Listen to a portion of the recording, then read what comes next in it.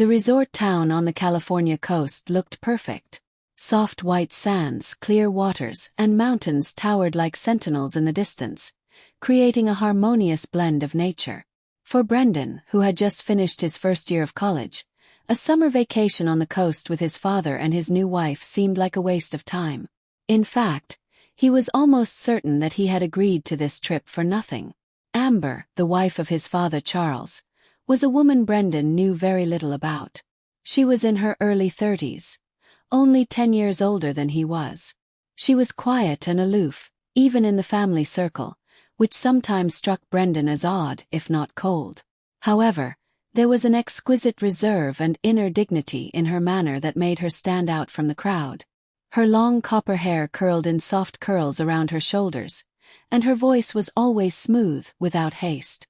When his father informed him that he would have to return to the city due to urgent business, Brendan barely managed not to show relief on his face. But he hadn't expected to feel a growing mixture of interest and unease when he was alone with Amber. "It looks like it's just the two of us," Amber said when they got back to their room after seeing Charles off. Her voice was a little softer than usual, and there was a new, unfamiliar light in her eyes. "Yes," he said, trying to look as if he didn't care. "We can probably use this time to get to know each other better. After all, you're part of our family now." His words were a little mechanical, but Amber just smiled at him. "I don't mind," she said with a small smile. "We have the beach, the sun, and the mountains, so the rest promises to be calm." After lunch they went to the beach. Amber wore a simple swimsuit, a classic dark color that accentuated her figure. Brendan couldn't help but notice how organic she looked against the seascape, as if she were part of that beauty. He quickly turned away, trying not to hold her gaze. They strolled along the beach, along the surf line, and started talking about something simple and easy. About Brendan's studies, the books they read, life in the cities where they grew up. "I lived by the ocean when I was a teenager," she said, looking out into the distance, where the horizon met the water. There was always something exciting and peaceful at the same time, as if every day promises something new. There was something wistful in her words. It seemed to him that she was talking not so much about the ocean as about herself. For some reason, this made an impression on him. The next day they decided to go to the mountains. Amber proved to be an experienced guide, showing them the trails and telling them about the plants and animals they encountered along the way. At some point, they reached a small observation deck with a stunning view of the coast. The sun was high, turning the waves a deep turquoise, and the air was filled with the freshness and slight coolness of the mountain wind. "It's so beautiful here," Amber whispered, touching his shoulder lightly with her hand. "Isn't that right?" The gesture, however fleeting, made Brendan tense inwardly. He felt her touch, as if it were more than just a friendly gesture. They paused for a moment, admiring the landscape in silence, but there was something new between them, a subtle attraction. When they got back to the hotel, he couldn't stop thinking about that day. The way her eyes shone when she talked about nature, the way her voice sounded soft and warm. He wanted to get to know her better, to understand what lay behind that calm mask. The evening after the mountain walk was quiet. The hotel was located on a hillside and had a peaceful atmosphere. A light breeze from the open window brought the smell of salt air and the rustle of leaves.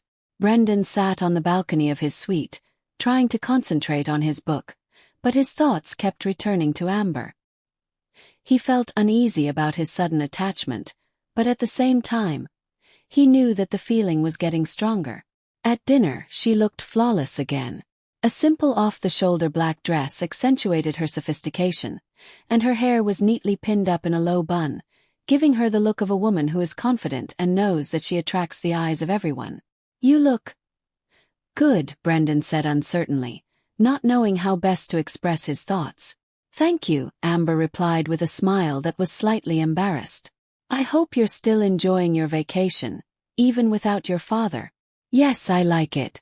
Mountains, beach, and company."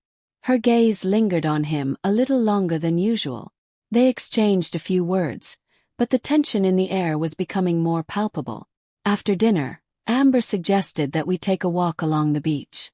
The night was warm, the moon casting a silvery glow on the empty beach, and their footsteps were muffled by the soft sand.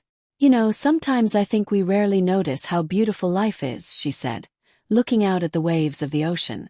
"We're chasing something, making plans, solving problems, and moments like this pass us by. Aren't you afraid of missing out on something important?" "What is it?" he asked, looking closely at her profile. "Of course I'm afraid of you. But maybe sometimes you should stop and just breathe."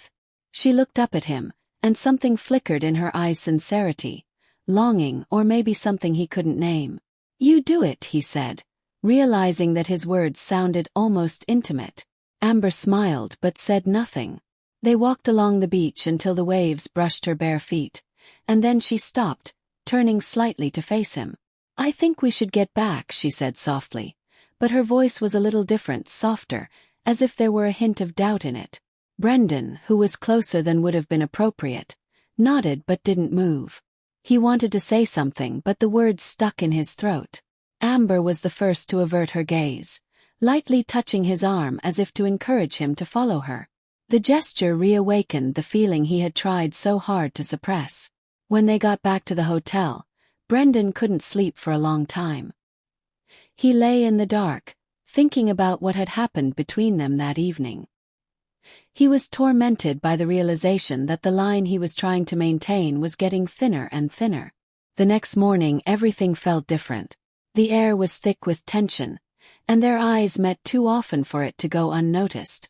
Amber avoided being in the same room with Brendan for too long, and he tried not to annoy her, even though every moment with her made his heart beat faster. As the sun began to sink below the horizon, Amber suddenly suggested that they take a boat ride to the secluded cove they had noticed during their walk the day before. Brendan was surprised but agreed. He felt that this might be their last chance to settle the matter. They swam to the bay in silence. The water's edges were lit by the golden light of sunset, and the rocks towered over them like witnesses to their conversation. Amber sat down on a small rock, looking out into the distance. "Sometimes I wonder what my life would have been like if I'd made other choices," she said, not looking at him. "Are you sorry?" "What is it?" he asked softly, trying not to sound nervous. "Not about marrying your father. He's a good person." She hesitated. "But sometimes I think that I did everything too right." She looked up at him, and there was a frankness in her gaze that made Brendan shiver. "What do you mean by that?" He stepped closer, only a few steps away. "What's going on between us is wrong," she confessed to me. "But I can't deny that I feel it." He felt his breathing quicken. There was something in her words that he feared, but also longed to hear. "Maybe sometimes you should deviate from the rules to understand how we feel." "What is it?" he asked softly. Amber stood up, her face serious, but her eyes bright. "We both know that's impossible," she said, though her voice sounded uncertain. For a moment their world stopped moving. They were facing each other, on the edge of a solution that could destroy everything.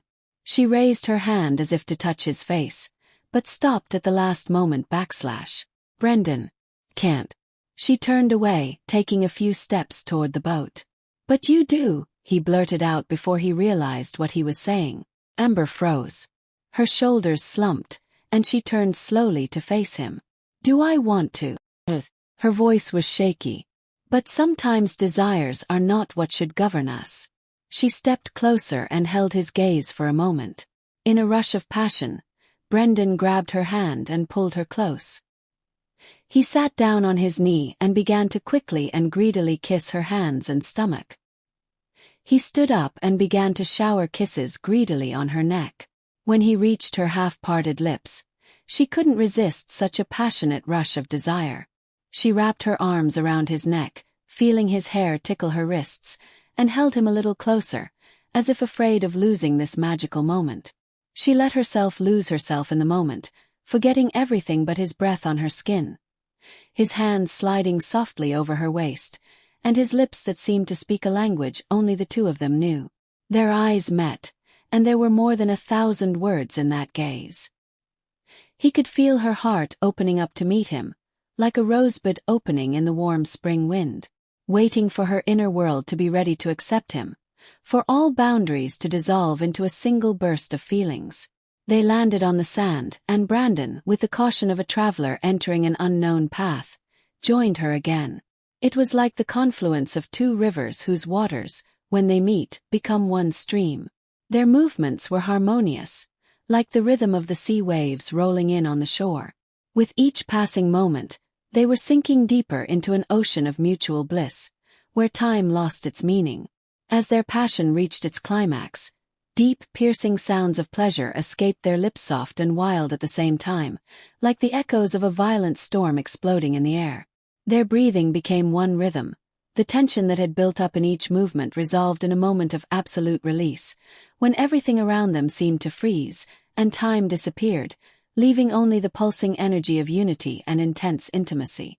Back at the hotel, they avoided each other. The next day, Brendan's father returned, and their little world collapsed. They didn't talk about that night anymore, and they didn't look at each other the way they used to. Brendan left with a heavy heart, but with the knowledge that this story will stay with him forever. Amber saw them off with a small smile, hiding her emotions behind a calm mask. She knew that she had made the right choice, even if her heart told her otherwise.